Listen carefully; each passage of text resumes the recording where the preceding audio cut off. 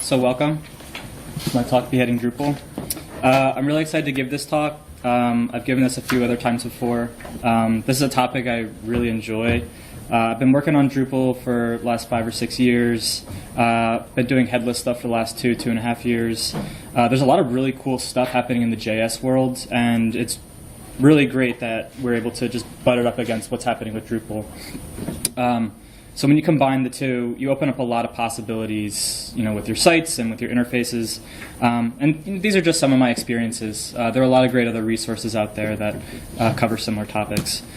Just start off, who am I? My name is Williamson Vedder. I'm a developer at Blue Cadet in Philadelphia. Blue Cadet, we do websites, mostly Drupal. We do mobile apps, interactive touchscreens, immersive environments, universities, nonprofits, NGOs. So that type of space. I'm also an adjunct at Drexel. I teach JavaScript, and I also teach web development at Temple University. So the agenda of this talk, I'd like to explore some of the headless types, or the types of headless builds, go over some examples. But ultimately, I'm going to emphasize a particular approach. I'm going to do a D8 walkthrough, and then just give some of my personal takeaways, just some of the things I've learned. So just to start off, who here has implemented a headless setup before, or at least dabbled with it before? So, decent amount. How much of that made it to production? So like 3 or 4? Okay, cool. All right, I think this will serve everyone well. Just as a quick definition, headless or decoupled Drupal is the hard separation between the theming layer and the rest of the CMS. So Drupal handles all the content, handles all the data, and then sends that raw content to a front-end framework like React, Angular, Ember, Vue. And also for the rest of this talk, I might use headless and decoupled interchangeably, but they mean the same thing. Headless comes in a ton of different flavors. You have fully decoupled, you have a hybrid approach, you could have a CMS to CMS, you could have CMS loading JSON to a node server, you could have a CMS loading to a node server to a caching service like CouchDB. This is something that Lullabot does on their website. And really, there's a ton of creativity that you can mix and match with these. But for the purposes of this talk, I'll just be focusing on the first two. For the sake of comparison, a non-decoupled approach, or just the traditional, is no hard separation. Drupal handles the data processing and the theming, all on the server side, and then sends that back to the user. So this is business as usual, how you probably do sites now. The pros, you're likely pretty good at the setup, and makes sense to you. And everything's under the hood already. There's no additional modules, no additional libraries you need to add, so that's good. The cons, you could have slow and expensive asynchronous interactions. My favorite example of this is filtering views. If you're using views with filters, with Ajax, if you're filtering through a lot of content and it's a expensive query, it's going to be really slow and it's going to lag your site down. Also, similarly, it's very difficult to customize the markup and the type of attributes you add to some of these inputs. So again, I'm thinking of views filters, those types of inputs. They're hard to style, they're hard to theme, and it becomes very frustrating. Also, some modules are really great at extending the functionality of the site, and they do a great job filtering and making these great interfaces, but those are also hard to extend. They might not have documentation.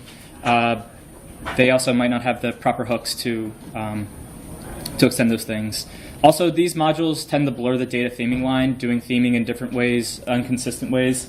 So it could make it frustrating as a developer to wrap your head around how to extend some of these modules that create these responsive user interfaces. On the other side of the spectrum, we have a fully decoupled approach. So this is the full separation between the data layer and the front-end layer. So think single-page applications. The only thing that Drupal does is handle the content, and it serves up, it acts as an API to a JavaScript app like React or Angular or Vue, whatever. And then the user interfaces with this JS app directly. The only time the user would ever interact with the CMS is to actually edit the content. So to show you an example of this, This is all right, the video's working. This was a responsive web app we made for the city of Bethlehem. They have this really cool old steel mill ruins walkway where you can explore this old steel mill.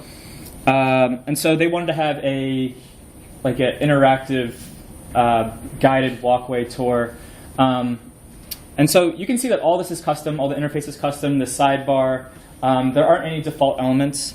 We built this with a WordPress backend. I know it's not Drupal, but the same thing applies. Also, we did this in Angular 1. And in order to get this type of complete custom experience, a traditional architecture wouldn't have made much sense for this. I don't even know what combination of views and nodes and templates we would have to use to accomplish this.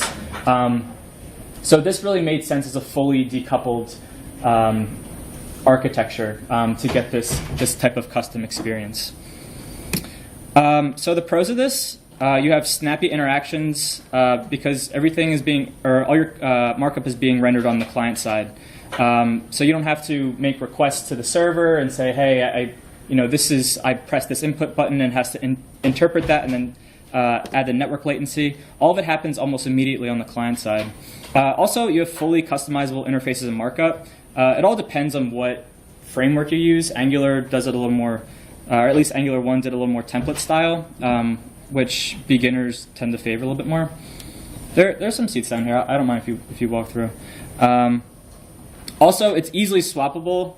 So if you have a front end that you built in Angular, you could just one day say, all right, Angular is too much. I want to use React instead. And you can do that pretty easily. On the same token, you could say, all right, we built this backend in WordPress, but actually this doesn't suit our needs anymore. We want to do it in Drupal. So you can swap those sides pretty easily.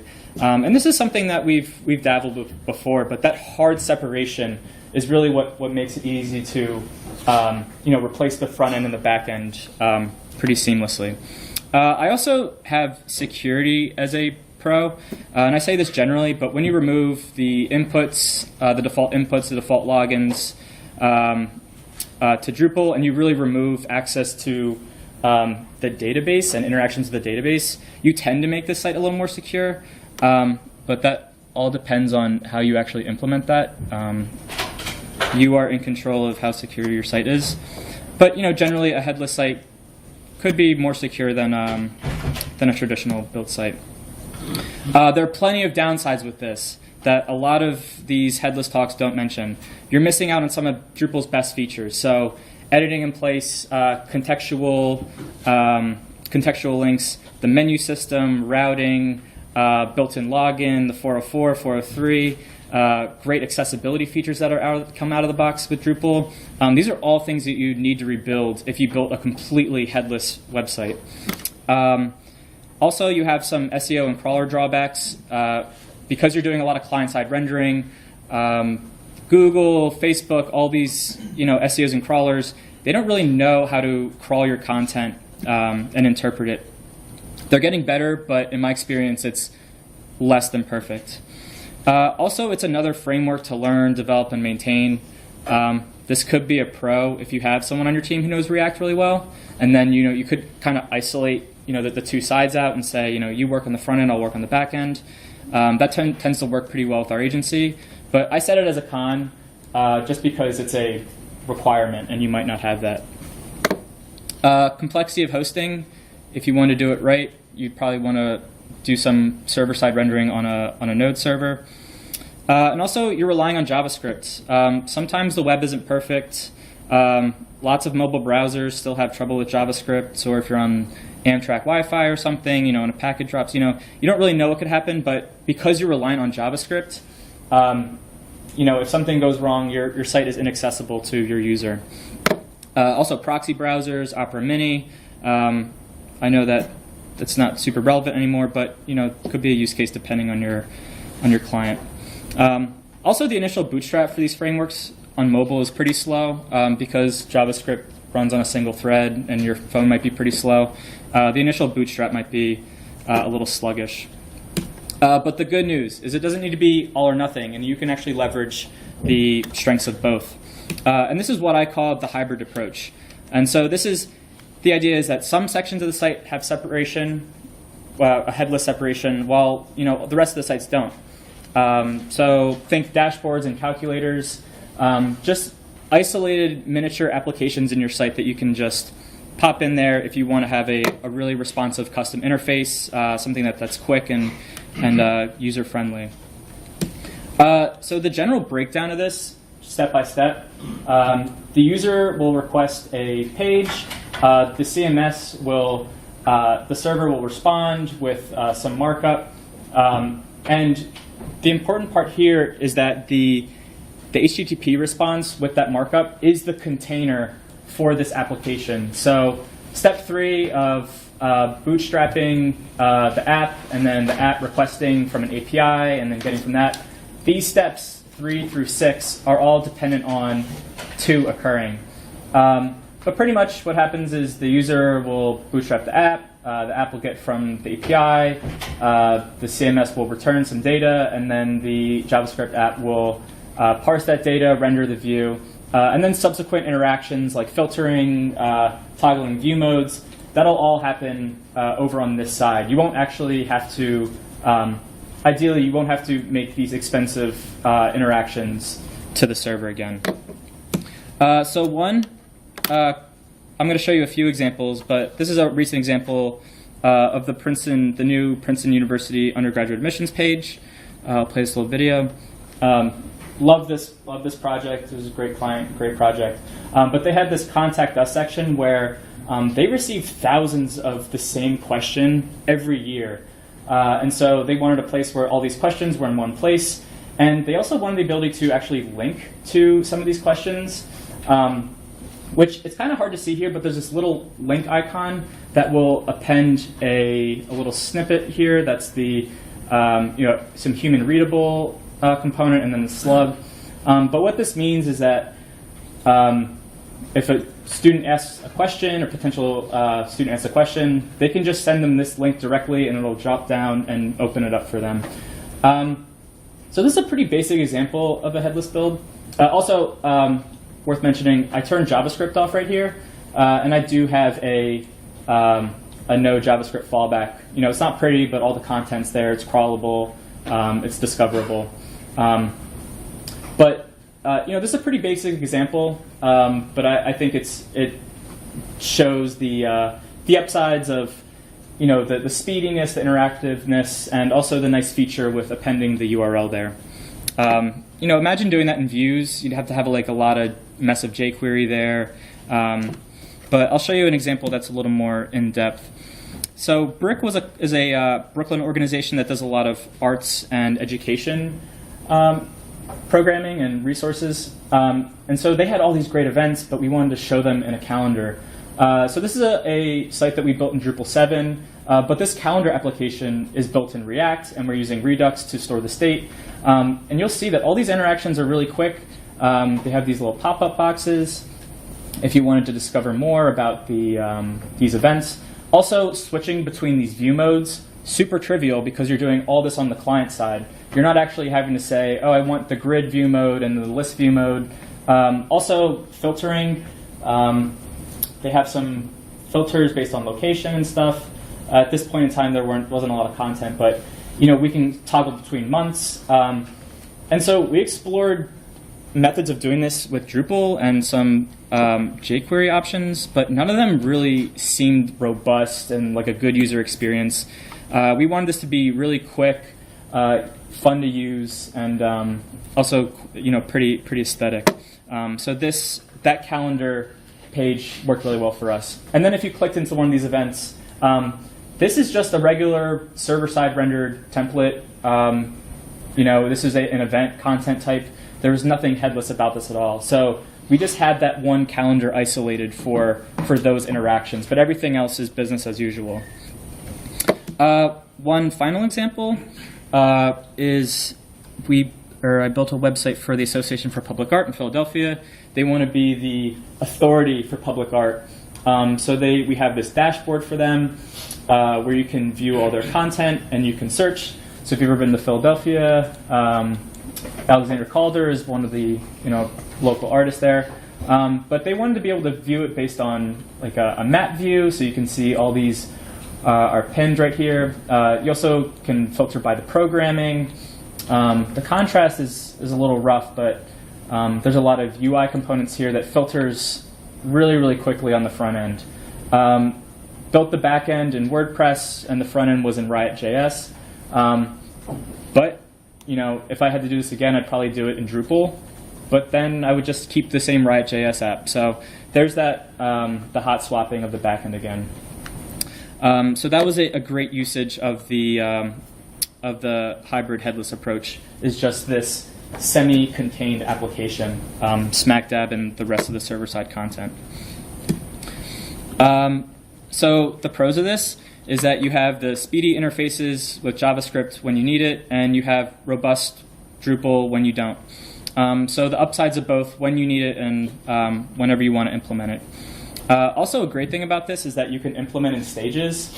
So with the brick example, I was a little ambitious and I wanted to build out the whole blog using the same technique. But then we realized that was a terrible idea, and Drupal's method of handling blogs and taxonomies, all the things that were native to Drupal, just lended itself so well to the blog section that we just scrapped it completely. But we kept the calendar because it made sense. But rolling out in stages is important because then you can say, all right, maybe we can do this post-launch as an enhancement. And also, because it's kind of isolated, you're kind of, depending on how your team works, you're not stepping on each other's toes. You could say, let's all, I'm going to be doing the calendar, and you can work on the rest of the back end, something like that. So that isolated app development can be a pro for some teams. There's some downsides still. You still need to have a knowledge of another framework to learn, develop, and maintain. So if you have someone on your team who knows React or Angular pretty well, this could be a pro. But if you don't, you still have that requirement. And you still have some of these SEO and crawler downsides because the bulkier content is being server or client-side rendered. Google, Facebook, all those crawlers are going to have a difficult time interpreting your content. This is avoidable though, and I will touch on that in a little bit. Does anyone have any questions before I go on any further? I don't mind if you raise your hand. What was the JavaScript you're using for the map again? It was I used Riot.js. If you have ever heard of egghead.io, they have a lot of great tutorials on Riot.js. The syntax, it's React-like. I call it like the little brother to React. But if you know React, there's really no need to know Riot.js. I just did it as an experiment. It has pretty friendly syntax. I'm also going to be doing the Drupal 8 walkthrough in Riot. Because I think the syntax for beginners is a lot easier to comprehend instead of seeing this mess of JSX. So yeah, Riot.js, then the trestle was in Angular, and then the map was in React. So for the rest of this talk, I'm going to be doing a Drupal 8 walkthrough. It's great that everything's under the hood already in terms of making APIs. I'll be talking about some reflections I have about the headless hybrid approach, and be touching on API caching and server-side rendering to mitigate the SEO and crawler downsides. So another question, who here is currently working on Drupal 8?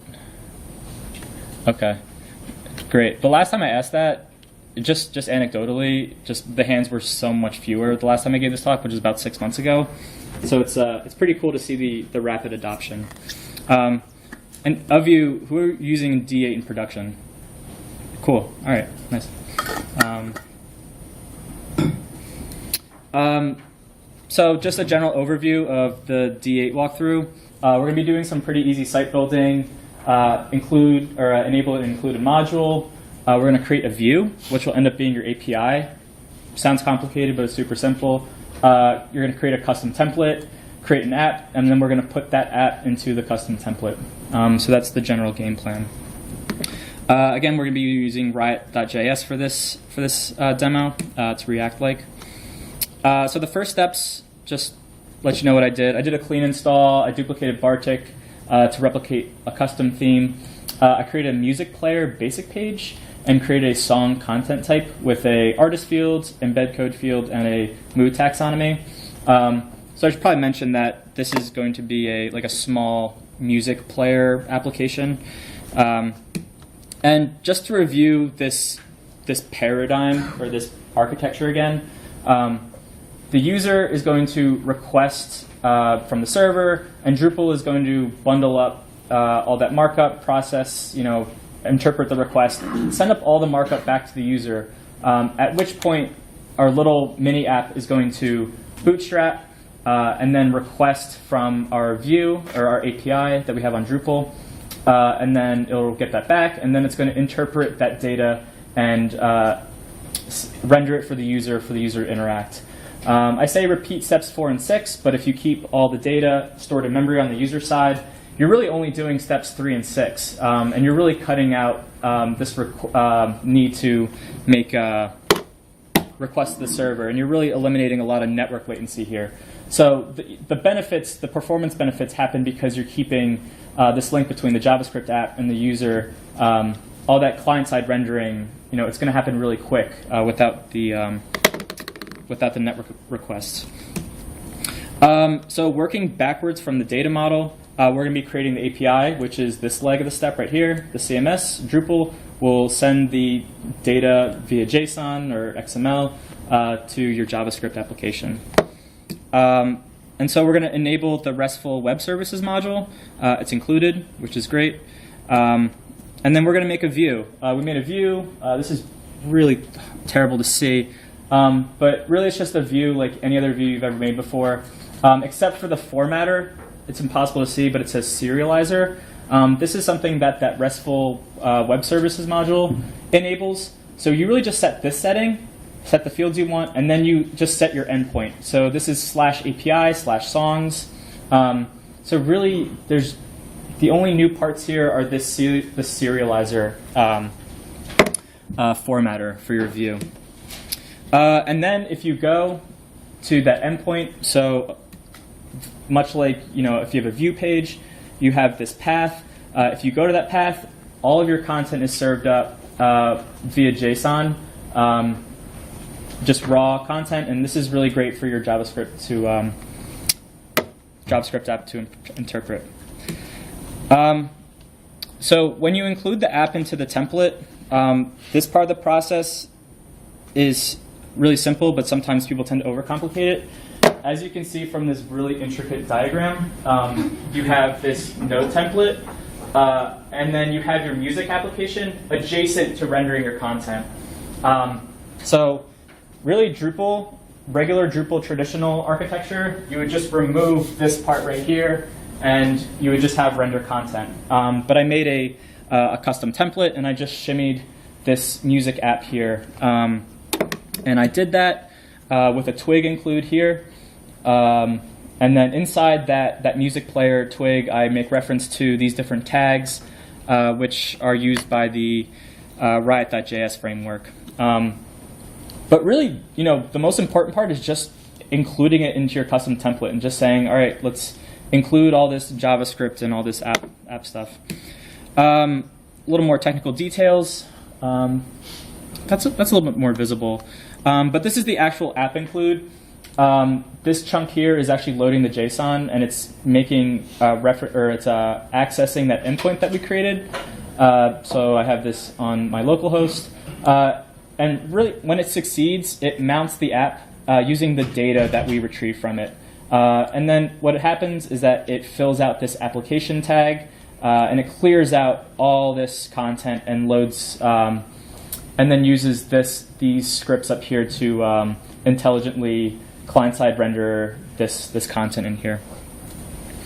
So the actual app component, I'll show you the code in a little bit.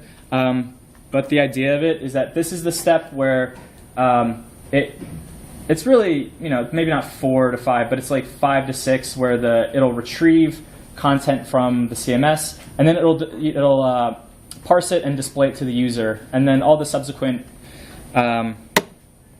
This diagram is a little bit confusing. I'm sorry. I'll just skip it. So the actual app component itself, again, this is terrible how small this is, but you can see that this is just all pretty much HTML. I have a select list with some options. This will serve as my taxonomy filtering. I also have a button to reset the filters. I have this text input so I can search in real time against the content. And these scripts right down here, they're just methods and functions I created to go alongside this filtering. And all the content is, I have this song tag, and you have this each attribute, and that's like much like if you ever worked in Angular, it'll iterate through the content and then throw a lot of songs in there. But it really doesn't take a lot of markup. I have this in my repo if you want to look at it a little bit more clearly. But when you put that all together, you get a page that's kind of like this. Here, let me start over. It's already loaded, but anyway.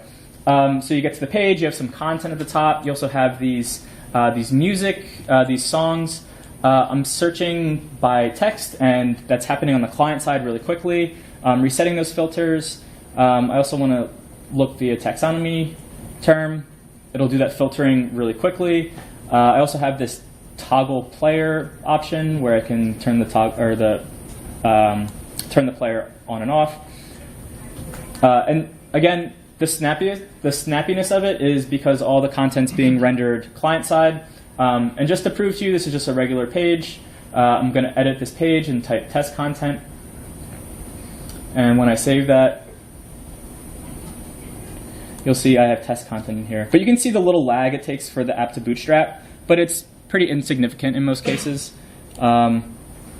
And so, you have a self-contained app adjacent to all your regular server-side rendered content. I turned JavaScript off here, and so I have this little messaging that says JavaScript has been disabled, or you can have something similar to that, or you can throw a fallback in there. I have a question. Yeah. Did you make any API calls after you wrote the page to fetch further content? I'm going to get to that in the next slide. Yeah. What about data caching and filters, things like that to help? I'll get to that in about 3 slides. Anybody else? I'll be covering SEO too, so if you have questions about that. But yeah, those are all really good questions because they're very relevant for this talk.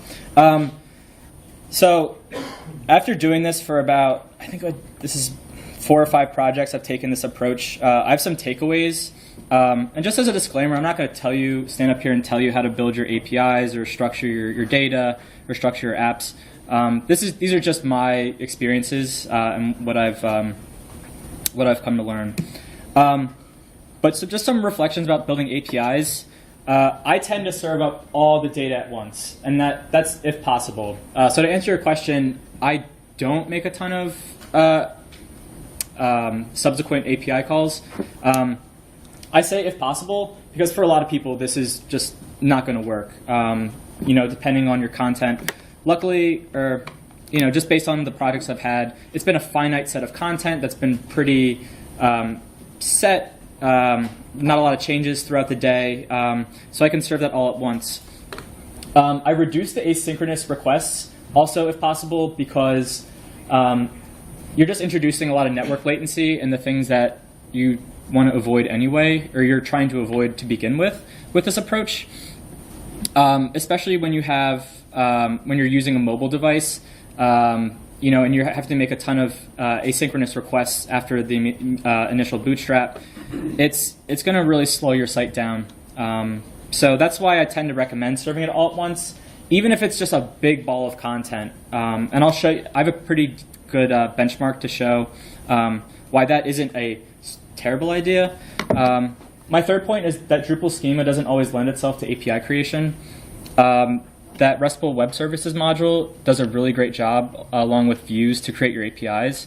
But sometimes it's a little hard to extend and get the markup how you want it, or to format a particular field. And so there are many ways to create APIs in Drupal, such as that web services module, but I prefer just to use a custom module with a menu hook.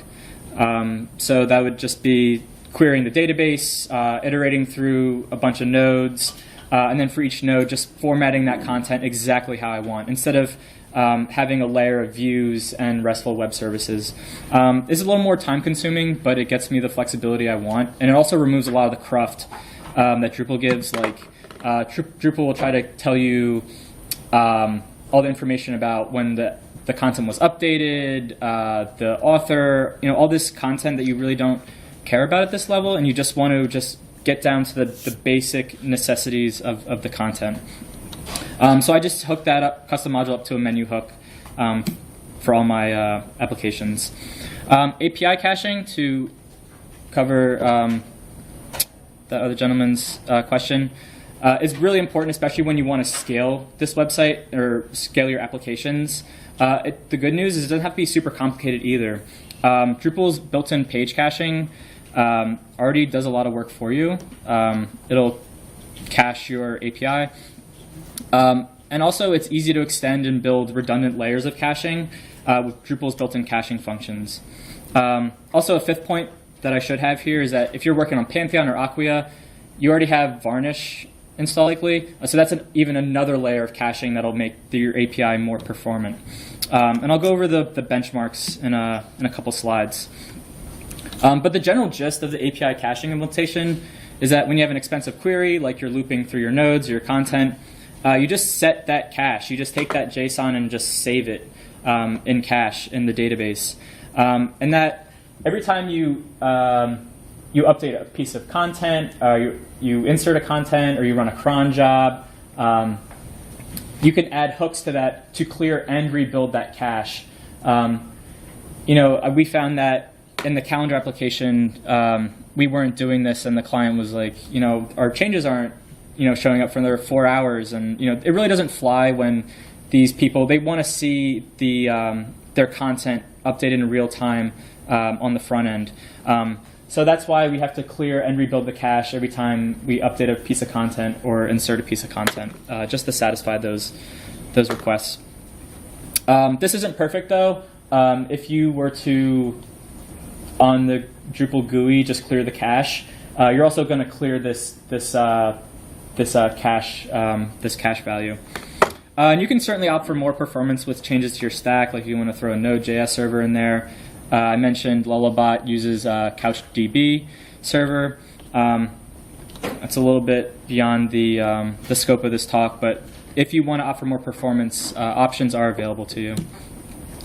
Just as a basic diagram, so when the user requests the API, you could have Drupal's page cache working for you. If that's not set, then you would just hit the Drupal variable cache. That's the caching method that I mentioned here. We're going to set the cache after an expensive query. So if you adjust the page, the content adjacent to this app, or and you clear the Drupal page cache is cleared, you still have this cache right here to be to fall back on. So ideally, the user will never have to rebuild that query from the database again. Also, keen observers might say the cache is in the database, and that's correct. This is a super oversimplification. This database really just represents that expensive query. And I'll show you the benchmarks why you don't want the user to actually have to rebuild this manually. You want everything to be stored in some level of cache. Also, if you have Varnish, if you're on Pantheon, or you have Acquia at your disposal, you have this third level of Varnish caching that you can hit to. But if you miss, you still have these levels. So having I typically have 3 redundant layers of caching. Might seem excessive, but the results are actually pretty compelling. For the calendar example, it was almost 11,000 nodes with about 17 fields each. So it ended up being about 50 kilobytes of data, which is about the size of a small, medium-sized image. So this is kind of why, this number right here is kind of why I tend to just throw all the data to the client, automatically or initially, and just have that stored in memory. Because, really the performance benefits of just, having this be 2 or 3, if you just wanted to show that month's data, introducing all that network latency is going to remove all the downsides of just serving this as a big ball of content once, having the client stored in memory, and then just having it there as a reference for them to interact with.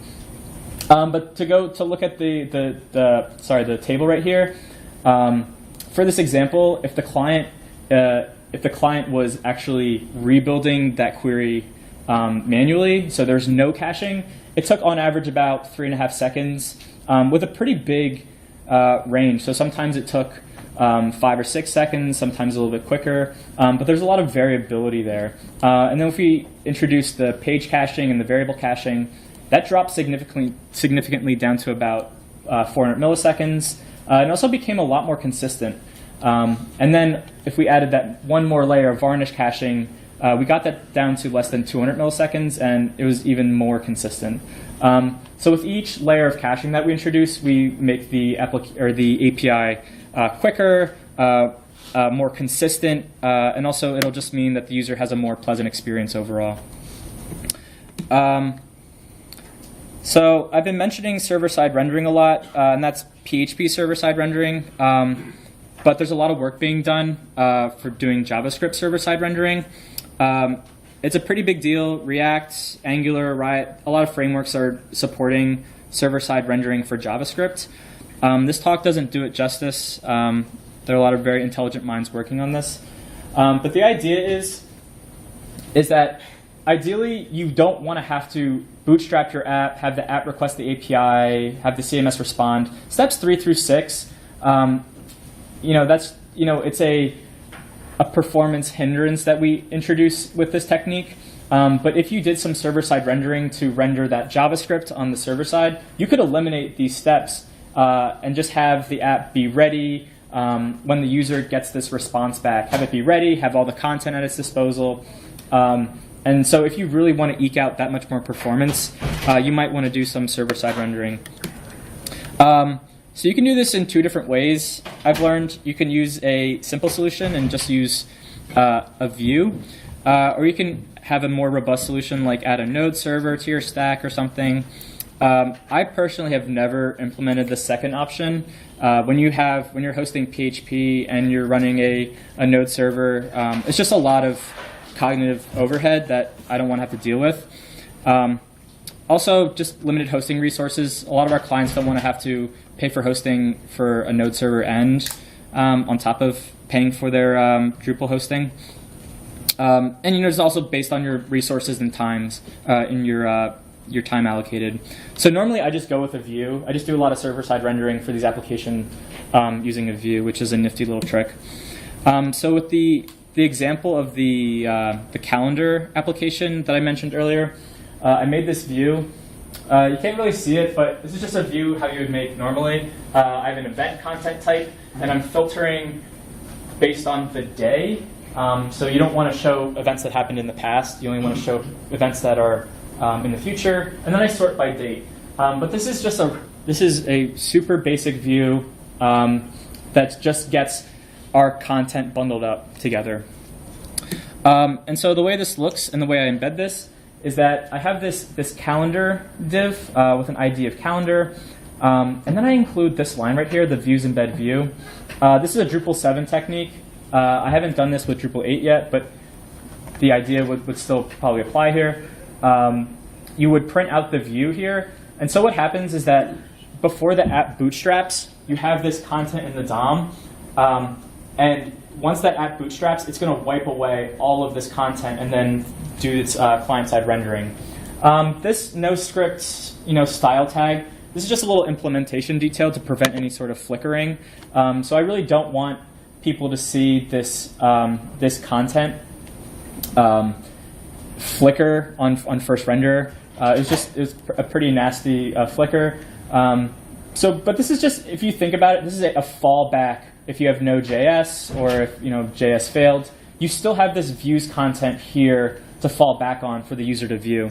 So to show you what this looks like on that Brick website, you can kind of see it. Typekit isn't loading, so all our fonts are using the browser defaults. But if we go to that events and performances page, we still have all of our content here. It's still crawlable. It's still accessible. It's not pretty, Unfortunately, it doesn't function the same, but that's okay.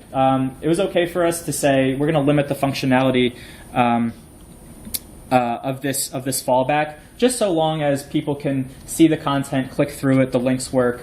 That was a limitation that we were okay with. You don't have to replicate all the calendar functionality if the user doesn't have JavaScript or, for whatever reason, a packet dropped or something. I'm not going to touch on it too much, but if you wanted to implement a more robust solution than a view, if you want to have more performance, it would look kind of like this. You'd probably want to have a node server sandwiched between your app and your CMS, and then have the API feed to the node server, interpret that, something like this. Again, I haven't implemented this, so I don't know all the tricks and the details of this. So just to bring it all together again, I want to show the Princeton undergraduate admissions example again. Regular Drupal site here, but once you get to this Contact Us page, we bootstrap this miniature application, and then we select a topic for these questions, and we have all this client-side rendering occurring. So we're not waiting for the server to render and interpret our requests. All of it is happening right on the client side. And also we can have little cool tricks. Because we have so much flexibility with how we render it on the client side and the templating, and we're not wedded to views and templates and the different the wasteful markup that Drupal gives and the opinionated way that it does it, we can do cool things like work with the the history, and we can say let's look at the hash that you have in the URL. And make an intelligent decision, interpret that, and then show the user the exact question that they were linked to. But also, if we run through it again, well, you could see that I turned off JavaScript, and you could see all the content right there, so that Google can crawl it successfully. If someone does have JavaScript, they can crawl it successfully. Screen readers can interpret it. It's not pretty, but at least it's there, and your content isn't invisible to non-visual users. So just a general takeaway. The headless approach isn't about following the trend and applying it haphazardly. It's really about engineering a product or a site that's using the best at what you have. So if you really need a custom experience, Super Headless might be the way to go. If you have a basic architecture, a basic website, you probably don't want to implement a fully headless site. It's just going to be way too much headache. It's cool to tell people that you built your site headless, but it's going to be a maintenance nightmare. But if you have these little cool applets in your site that you want to be, extra special, a little extra responsive, you can apply the hybrid approach and get some really great results. But yeah, so with that said, I found that the hybrid approach has yielded some of the best results, both for users, content managers, developers, and so I'm really excited to see more people take this approach instead of just going either headless or traditional, all or nothing. So I really just want to see what cool things people make. And since it's not all or nothing, there's little investment, and you can start using on your site as soon as today. And if it doesn't work, you just roll it back and do the old method. You're not having to start from scratch and build this giant behemoth of a headless application. You can just start with maybe like a side menu or something, or some little some little component, much like this Contact Us page. The rest of the site was pretty basic, so we didn't need this super functional interface. So it just made sense to make this little applet right here. So it's just a little bit of an investment, but we got a lot out of it, and the client was very happy. So yeah, that's it. I have my presentation. I have the demo files on my GitHub. You can just search Will Ved. You can probably find this. So, does anyone have any questions? If you can't tell, I love talking about this. So I just, the more questions that you have, the better. What kind of challenges have you faced scaling out as you build additional headless sections to sites. What kind of challenges have you faced regarding, where to put code, how, whether you're sharing code bases for some of your front-end technologies? What kind of scalability things have you run into with that? I usually just separate the application out into its own directory in the theme. If I understand your question correctly, you're asking that as I add more sections to the site that have these headless components, what challenges do I have? Yeah. Really none, because they're so isolated. With the example of this this contact us section, it's just a directory I have in the theme, and I just call it contact us. And so if you had multiple sections, you just name those appropriately. I guess the one piece of scaling issue I had in particular was in the Brick website, we had this media and education resources that was also a headless implementation, and this events and performances that was also, or those two were headless.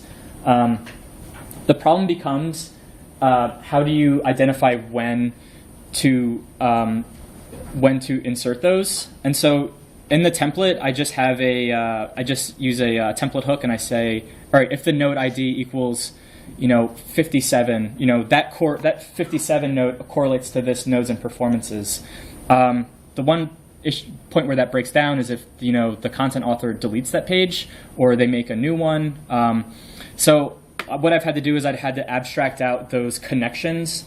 Also, when you're doing your API stuff and you're using things like menus, you want to keep track of those NIDs so that you know that one NID in one page has one application to it and the others have their application. So I abstract that out with a configuration page. So I can say, the contact us page that has an NID of 51, the events, this education page that has the NID of 42.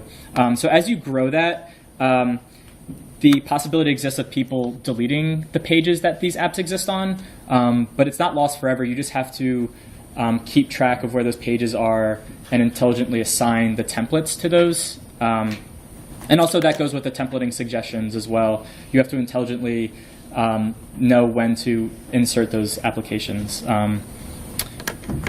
Did that answer your question? Yeah, pretty much. I was just thinking more if you had shared components between your different... Oh, shared components. Yeah, so actually on the JavaScript side. So I have had that issue before. And really there are elegant ways of countering that. But in the interest of time, I just duplicated the component. I've only ever had to do that once, though. Usually these are one-offs where you don't share components between each other. So that's a problem that I haven't quite solved yet. Yeah, but you're right. You're right about that. Do you store the, for the song where you set up the Drupal, are you storing the media offsite, like the AWS, or you're calling it from another location other than being inside your Drupal site? No, it's all inside Drupal, all inside the Drupal database. Okay. And that's the power of it, because if someone knows how to manage Drupal content and they can log in, they can adjust all the content that goes along with, where's the example? They can manage all the content, they can, all it is just this content type with these fields. I have an ID, I have an artist field, I have a title field. These are all fields that exist in the Drupal side. So you basically made a content type column, like you said. Yeah. And then associated the media player, the media file with that social. Yeah. So the actual media player is an iframe that I stole from but I embedded from SoundCloud. So that was an embed code, but pretty much the architecture of it, the surrounding. Everything except this media player right here. So this content, the title, this toggle, these inputs, that's all the application. But all this content right here is being administered via Drupal. But the embed code itself is stored in Drupal. Yeah, that's offsite. Yeah. So if you had a view that produced 10,000 nodes, and then you 46K download, I assume that you're not actually pulling in images at the same time. It's not like the user's hovering over a particular item in the calendar or whatever. They actually load the image. Correct. Yeah. So that's just the raw references to those images. So you're going to have to make additional HTTP requests to fetch those images, but you're doing that anyway. Really, the reason I suggest people store all this, or send all the content in one bundle, is because it's relatively cheap to send a bunch of information using this method. It's just the raw content. If you had to render this all and add markup in there, you would bloat the size. If I had to speculate, maybe like 10 times with the markup. This is just the bare minimum information you need to render that application. And I'd like to eliminate like redundancies too, and eliminate fields that I don't need. So you'll see I don't include any of the published by, I don't include any of the author information. It's just the bare minimum, so I can keep that. When it balloons to 10,000, 100,000 nodes, I'm keeping that file size that it sends relatively small. That's a good question. Any thoughts on memcache on this mix? Yeah, so we do have memcache running in all these setups, but that happens on a level that doesn't really pertain to this approach. So memcache, as I understand it, it really just happens all in here. If you imagine the database here, the interaction between the database and the CMS, that's really where memcache is going to shine. Whereas like this approach really is focused on, the caching of this approach really happens like on, right here. We want to make sure, on this level that the content, we don't have to make expensive database queries. But if you do, memcache would help you there. So if I bring up that table again, yeah. So this table with the no cache, if you had memcache, it would just apply to this figure. So if you didn't have memcache, it might be a lot higher. That's something I didn't consider when I benchmarked this application. But frankly, I really didn't care. Like the benchmark was this figure, and I wanted to improve on it. But if you had memcache, you would just be improving this. It really wouldn't apply too much to the Drupal variable cache, and definitely not to varnish caching. We're going to be having a Williamson Vedder Headless Drupal talk at 2:45. So we'd love to take a deep dive into stuff like sharing components and what happens when we have just a ton of nodes and stuff like that. Are you inviting me, or? Okay. Are you, yeah, no, that sounds really cool. Like I said, this approach is kind of scary at first. Talking about APIs and stuff like that, but really, if you use this, if you use the hybrid headless approach, and you're not just diving. Where's my very intricate figure? Sorry. If you just keep it pretty isolated on one side and just start small, and then keep your Drupal site, as normal with a traditional PHP server-side rendering, you can keep it pretty isolated and start to do some pretty cool work. Especially with Drupal 8, now that they have the web services module, it's really easy to start and build your own API. Like this step, you're just making a view. Once you make that view, you have access to this. And then once you have access to this, you can, all JavaScript frameworks have built-in functions to parse this and make it really easy for you to render this content. So it's advanced, but it's also accessible to beginners as well if you just want to get your toes wet. All right, cool. If anyone, hold on. If anyone wants to talk about this, I'm open for questions. Pretty much about anything. This is the one thing in my life I get really amped up about. So please feel free to talk to me about this approach. If you have any questions, you're welcome to. So that's it.